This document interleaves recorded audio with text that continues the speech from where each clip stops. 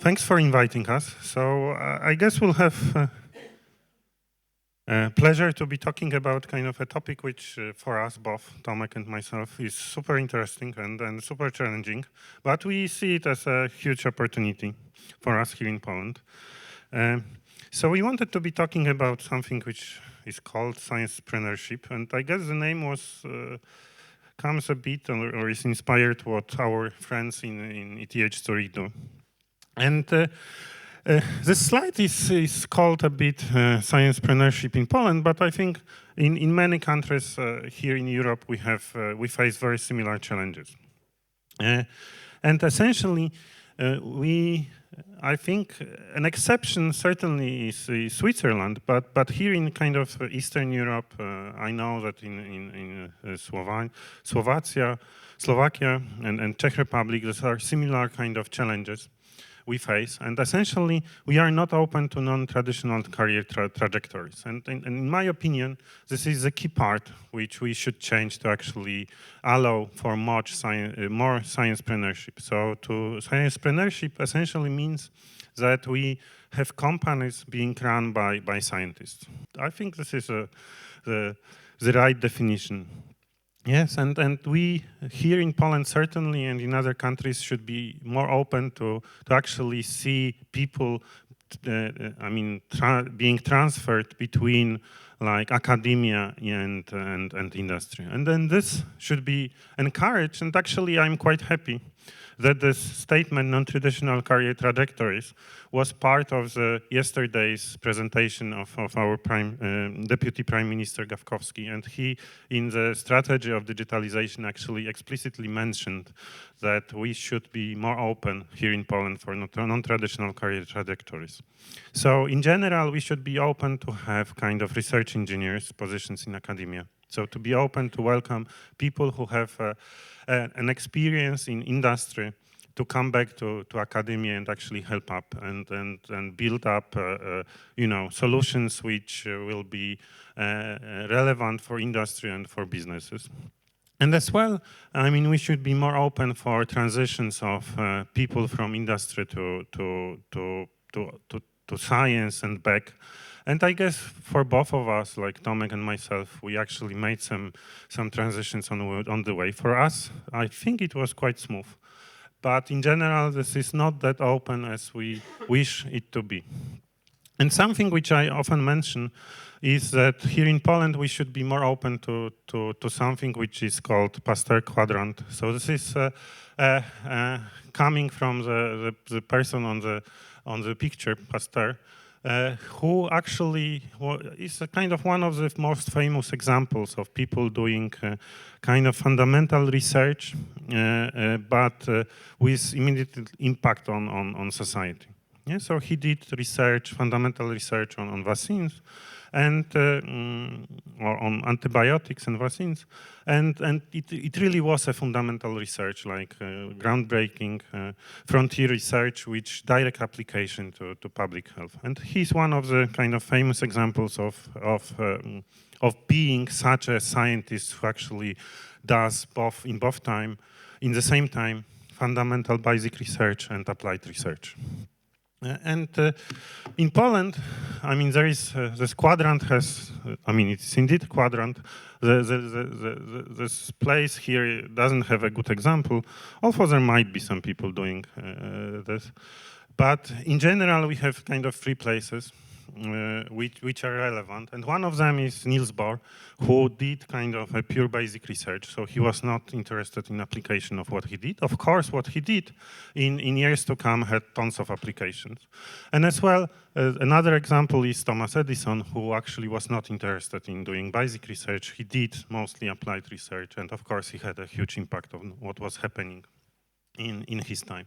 And Pasteur is kind of the example of person doing applied research and as well kind of basic research. However, here in Poland, we kind of lack, and I think this is something to be changed and somehow to rethought we typically build our kind of institutions that support research here in Poland in kind of silos. So you either can go pure basic research or applied research. And for both of these career trajectories, we have separate institutions supporting these career trajectories. And I think this is something to be rethought and to be changed. And essentially, it's super hard to kind of be where Pasteur was.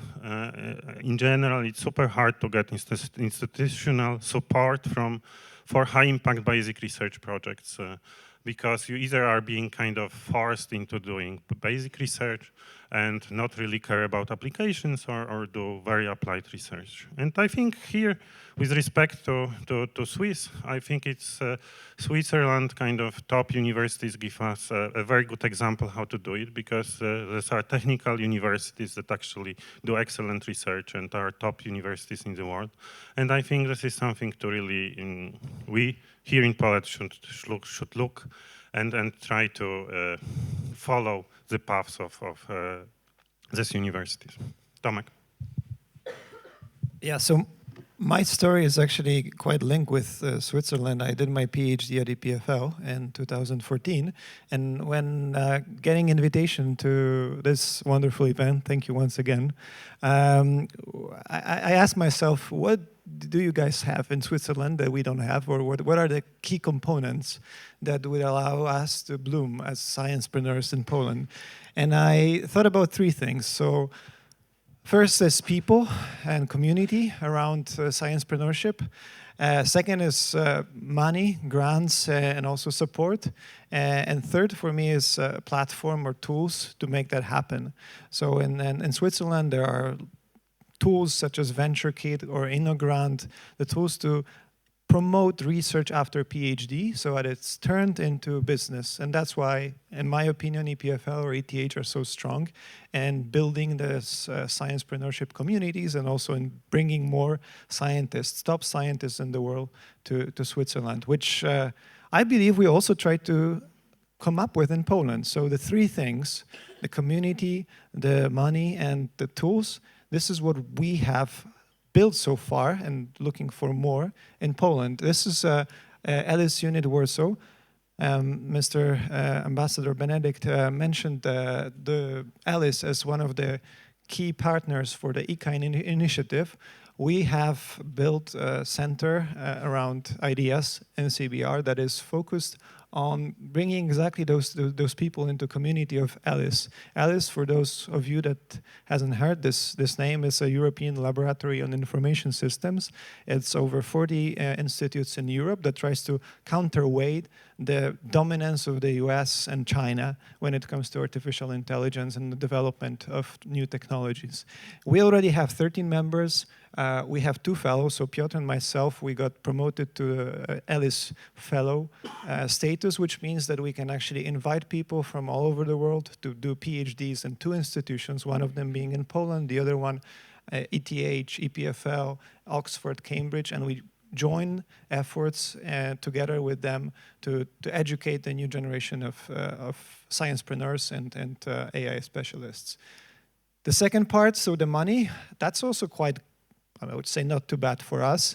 We got, as part of ELIS, invited to the consortium that won the ELIAS European Union project.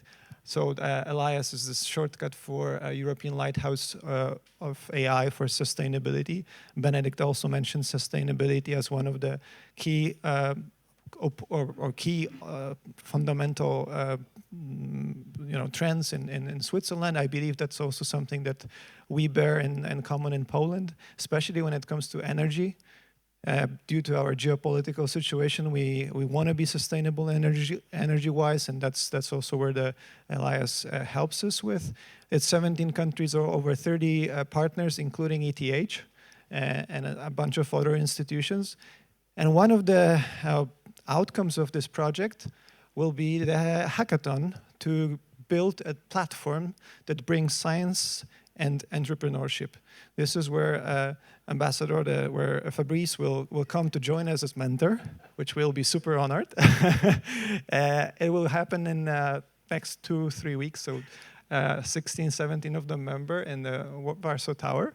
And we're really looking forward to welcome over 60 participants already signed up for this event. So not too much pressure, but you're going to mentor a bunch of intellectuals there. And the output should be a platform that allows people from academia to build their career into science, into business. Like what Piotr mentioned, we don't have that many cross pathways careers, and not that many role models in Poland who can be basically role models for new generations of people who want to take this path. It's not an easy path. In science, we are educated to do very complex but very specific things.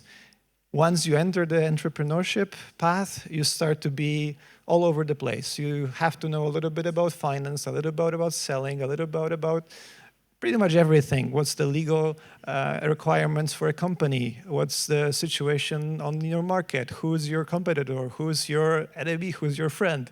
That's not an easy thing to figure out if you're just, or if you're a scientist deep down for so long.